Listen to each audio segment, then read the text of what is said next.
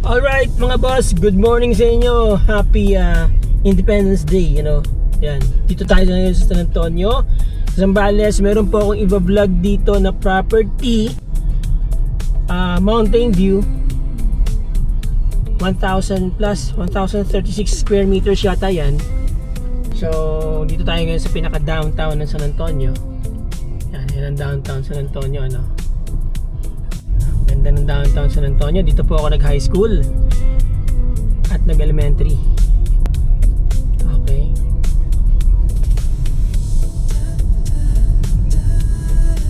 Alright, let's go dun sa property, mga boss. Your destination is on the right. Okay, maganda yung bahay, mga boss, ha. At parang may swimming pool.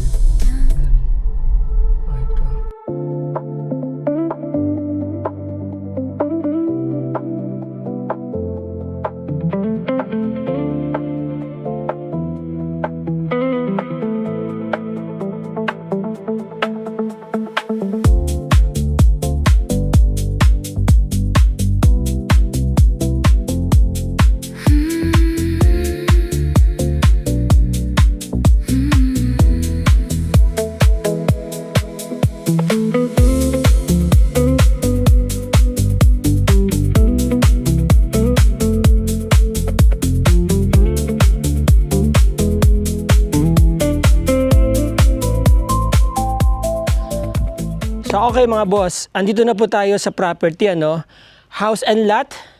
Maganda yung location niya mga boss. Corner to corner po siya. Mga 4.5 meter wide po ang road nito. May bakod na, may swimming pool, And malapit kayo sa mga tourist spots kagaya ng Lambingan Bridge, mga kailugan dyan. About 15 minutes, nandyan na po kayo sa coastal area, San Antonio, Zambales or Pundakit. Sikat po yung lugar na yan mga boss. So itong place na to, very ideal to for Airbnb. Pwede nyo paupahan or simply your residential area dito sa San Antonio, Zambales. Your getaway place from the hustle and tussle ng city life. Alright, tara, tour ko kayo. So ito po yung area, bare. Marami kayong makikita bare area po, Ang advantage po niyan, pwede nyo pa po itong i-develop according to your imagination, mga boss, di ba? Pwede nyo pang pa-landscape yan kung paano nyo gusto, di ba? So ito yung sinasabi ko sa inyo, corner yan, kalsada po yan, paikot, papunta doon. Meron kayong dalawang kalsada, pwede kayong magpalagay ng gate doon, pwede kayong magpalagay ng gate dito, pwede rin kayo magpalagay ng gate dyan. So, 1,050 square meters po yung lupa, napakalaki. Pwede nyo rin i-subdivide yan, di ba? Someday. Alright? Actually, may gate na dun sa likod, mga boss. Ayun, Meron na po siyang gate pala. Yan. So, meron kayong dalawang entry exit points, mga boss. Yan. Okay? Bago pa yung bahay, Kagagawa lang po nito. Alright? Ang swimming pool ay 6 feet and 4 feet deep ang lalim niya. 4 feet deep ang lalim. Yan, tignan natin ulit. Ayan mga boss, naka-tiles siya, Maganda yung tiles niya mga boss, Ewan ko kung anong tawag dito, pero rough siya. Hindi mandula. So, 4 feet, 6 feet. At saktong-sakto lang. Maganda ang pagkakagawa ng pool. May makina po yan. Meron yung filter dito. Alright, ito. Yon. So, DE filter, ito na rin yung source ng tubig nila, palagay ko. At meron ng sariling housing. And then, this is your carport. Kasya dito, dalawang sasakyan. Actually, maraming sasakyan ng kasya dito kapag naka-pave na lahat yan, Ayun, marami kayong pwedeng gawin pa dito mga boss, maluwag pa sa likod. Maganda yung pagkakaposisyon ng bahay, Meron siyang balcony, almost wrap around. And then, nakaangat ng konti itong flooring ng bahay mula dito sa ground, about 6 inches, mga boss. Sliding ang pintuan, ito ang pinaka main door. And I guess this is a one-way mirror. Studio type WPC po ang kanyang kisame, mga boss. Kaya talagang matibay yan. Wow, studio type ang bahay mga boss, ha. Maganda yung kanyang combination ng pintura, no? Industrial look, 'di ba? Yan ang mga uso ngayon eh. Naka-cove light, ceiling fan, meron na kayong magagamit na sofa dito, set. Mga boss, kasama na lahat itong makikita nyo sa loob ng bahay, no? Including itong wifi. At may pintuan din dito. Kita nyo naman, magandang pagkakadesign ng pinto. So, mula dito sa carport nyo, pwede kayong pumasok dito, no? Pwede nyo pang palagyan to ng cover if you want, para hindi masyadong naiinitan yung sasakyan ninyo. And, ang ganda ng mesa, oh. Mataas. Para siyang semi bar chair. Okay, ah. Okay itong dining set niya, ha. Oh. Alright, and toilet and bathroom.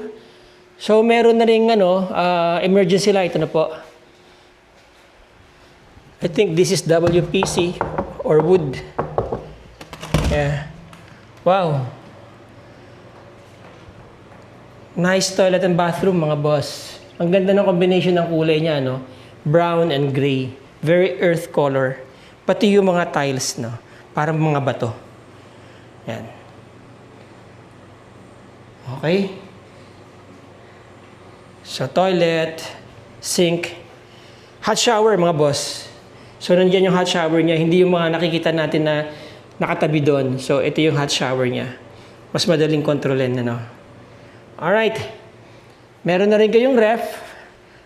I think this is a smart ref. Inverter, no? Yan.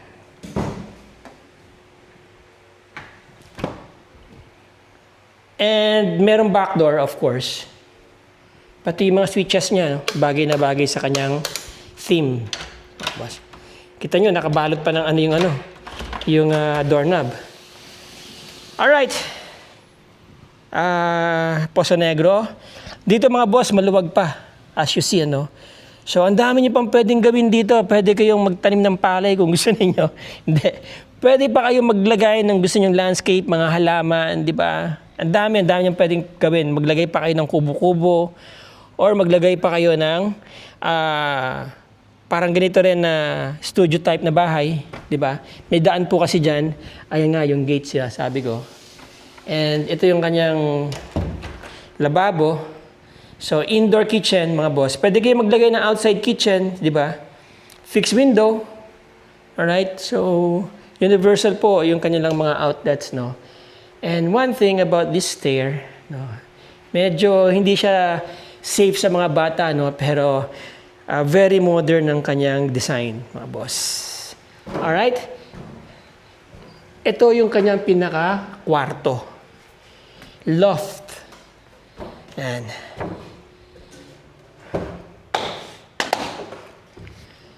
I think yung kanyang sahig is WPC. Ano ba to? Vinyl. Alright. Sliding door din dito, one-way mirror. Boss, ba't namatay na yung halaman mo? Sobrang init po yan. Di po kinaya yung init ng nakatang summer po. Talaga hindi kinaya yung init. Alright, so meron ditong maliit na balcony. Hindi naman siya wrap around, no? Pero pwede kayong pumunta dito sa gilid. Kita nyo dito yung mountain view, mga boss. Ayan, ang ganda, oh. Wow. No? So nice. Pwede kayong maglagay ng maliit na table dito. Tumambay. In fact, hindi nyo nakakailangan lumabas ng kwarto nyo eh. Kung meron kayo, kung nakahiga kayo dito, from here, kitang-kita nyo yung view. Yan, no? Di ba? Oh, pagising nyo sa umaga, ganda niya. Nandyan din po ang sunset, mga boss, dito. Yan. Kaso may puno eh. Pero kung magpapalagay pa kayo halimbawa ng view deck ninyo, makikita niyo yung sunset dyan. Nandyan po yung Pundakit. About 15 minutes, 10 to 15 minutes drive from here. Alright? Dito may mga kailugan dyan, di ba, boss? Meron din po yan dyan. Oo. Hindi ko pa masyado na kasi Taga dito ka ba? hindi po. Taga So, ito yung inyong kwarto. Di ba? Okay. Centralized ang aircon. Ilang horsepower to, boss? ano lang po yan? 2.5? Opo. Alright. Saktong-sakto, ano? Ang ganda ng kanyang chandelier, oh. Very elegant, mga boss.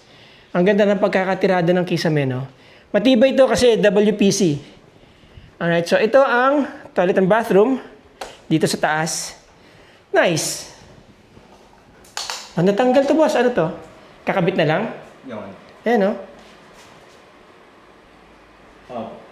Ano po yan? Exhaust fan, mga boss. So, i-repair na lang yan. Ano? Siguro may inaayos pa dyan. Kasi bagong gawa lang po itong bahay, eh. Okay. Ganda, mga boss, ha? Dito, magpapalagay na lang kayo ng enclosure kung gusto ninyo. Pero, ganun din. Hot shower ba to? Sa baba lang ang hot shower, mga boss. Pero, very elegant yung kanyang mga accessories, ha? Merong saksakan dito. Okay, para kung just in case na gusto ninyong maglagay ng hot shower dito, pwede naman. And yung kanyang mirror, may para sa fog, yan o. At yung light, nag-iiba-ibang kulay yan. Hindi, isa lang pala. Anyway, may ilaw siya, no? Okay. So, yan. Diba? Alright. Okay, syempre, baba na tayo, mga boss. Alright.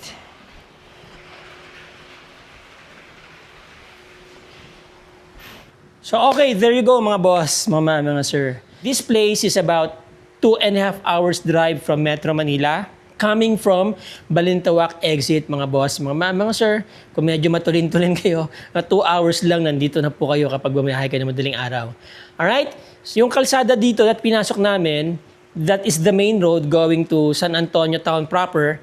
Tapos, dire-diretso na po yan, tatagos kayo ng San Marcelino, Castillejos, at saka, in fact, hanggang Subic, pwede na po kayo tumagos someday. Pero, kung galing kayo Metro Manila, the best way na papunta dito is, dito kayo kakanan or kakaliwa sa may hospital, may 7-Eleven dyan, and then hospital, dyan na kayo pumasok para hindi na kayo dumiretso sa downtown San Antonio. So, mas malapit po doon. Kung lalabas din kayo papuntang Metro Manila, I would suggest same road po ang inyong daanan. Okay? Ngayon, kung pupunta kayo ng town proper, ng San Antonio, sabi ko nga, about 15 minutes, nandyan na po kayo sa town proper. Okay? Nakita nyo naman, unti-unti na po nagiging highly urbanized itong lugar na to. And eventually, marami na po talagang kabahayan dito. At maganda ang neighbor, ano po, ang karamihan po ng nakabili dito from other places, from Metro Manila, from abroad, mga OFWs, mga nag-i-invest po dito, mga boss. So, maganda itong bahay.